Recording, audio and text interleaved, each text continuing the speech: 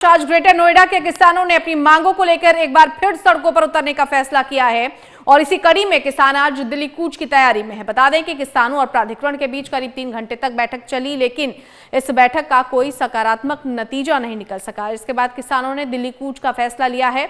इसके लिए किसान पहले महामाया फ्लाईओवर के पास दोपहर में जुटेंगे। किसानों के दिल्ली कूच के ऐलान को देखते हुए पुलिस प्रशासन अलर्ट मोड पर है। कानून व्यवस्था बनाए रखने के लिए दिल्ली नोएडा बॉर्डर पर कड़ी सुरक्षा की गई है। ऐसे में एक्सप्रेसवे, महामाया फ्लाईओवर के आसपास और डीएनडी चिल्ला बॉर्डर के रास्तों पर पुलिस की पैनी नजर है। साथ ही कई जगहों पर ट्रैफिक जाम की समस्या बनी हुई है। चलिए सीधे रुक लेते हैं, संवाददाता नितिन धीमान हमारे साथ जुड़ गए हैं।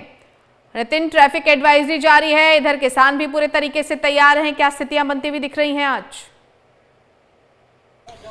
देखिए 12 बजे का वक्त है जब वो एक जगह इकट्ठे होकर के ग्रेटर नोएडा की तरफ से कूच करेंगे, जो एक्सप्रेस वे है वहां से। हालांकि वहां से दिल्ली बॉर्डर के बीच कम से कम 5 से 7 बैरिकेटिंग रास्ते में की हुई है।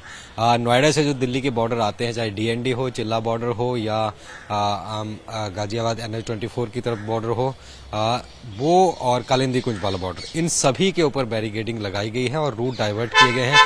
जो हैवी व्हीकल्स हैं उनकी एंट्री तो पहले से ही बैन की गई है, सिर्फ टैक्सी और कार यहाँ पर अलाउ किए गए हैं। और जो तस्वीरें सामने आ रही हैं, अभी करीब 3-4 किलोमीटर लंबा जाम लग चुका है, क्योंकि दोनों एक तरफ को पूरी तरीके से बैरिकेडिंग की हुई है। 12 बजे किसान ट्रैक्टरों पर आएंगे और ये दरअसल पहली बार नहीं है कि किसानों ने इस तरीके से दिल्ली कूच वहां पर किया हो। करीब 7-8 महीने पहले भी किसान ने इस तरह का कूच किया था। उनकी मांग काफी पुरानी है कि जो बढ़ा हुआ सर्कल रेट बढ़े हुए हैं जमीनों के, वो उनको दिया जाए।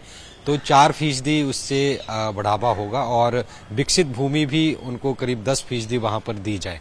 उनका कहना है कि उनसे कम दामों में जमीनें ली गई और अब क्योंकि पिछले 10 साल से सर्कल रेट भी नहीं बढ़ा है, जमीनें हाई दामों पर बिल्डर्स या अन्य उपयोग कर रहे हैं, तो उनको बढ़ा हुआ मुआवजा दिया जाए, ये मांग की गई है। तो उनके साथ साथ बाकी के किसान संगठन भी जुड़ गए हैं, चाहे हम एक्सप्रेस वे से ग्रेटर नोएडा की बात करें, गाजियाबाद किसान की बात करें या आगरा तक अलीगढ़ के किसान जो है वो यहाँ पर पहुंच के इकट्ठे हुए हैं।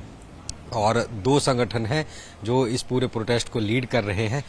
जो अथॉरिटीज हैं, Noida authority, greater Noida authority, इस तरह 3 अथॉरिटीज हैं जिनके खिलाफ ये पूरा प्रोटेस्ट यहाँ पर हो रहा है और दिल्ली जाने की जिद पर किसान अड़े हुए हैं।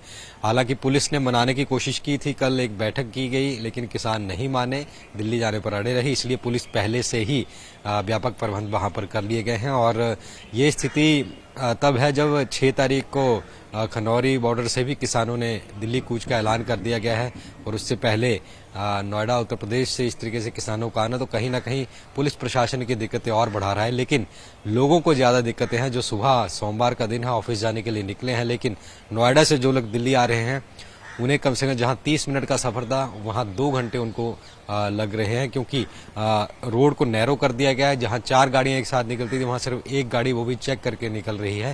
तो दिक्कतों का सामना करना पड़ रहा है। बाकी ट्रैक्टर ट्रॉलीज पर तो प्रतिबंध है ही है, दूसरा ग्रेफ 4 के नियम भी लगे हैं, तो लिहाजा डीजल की जो BS-5 से 4 से नीचे गाड़ियां हैं वो और अन्य गाड़ियां पर पूरी तरीके से प्रतिबंध है।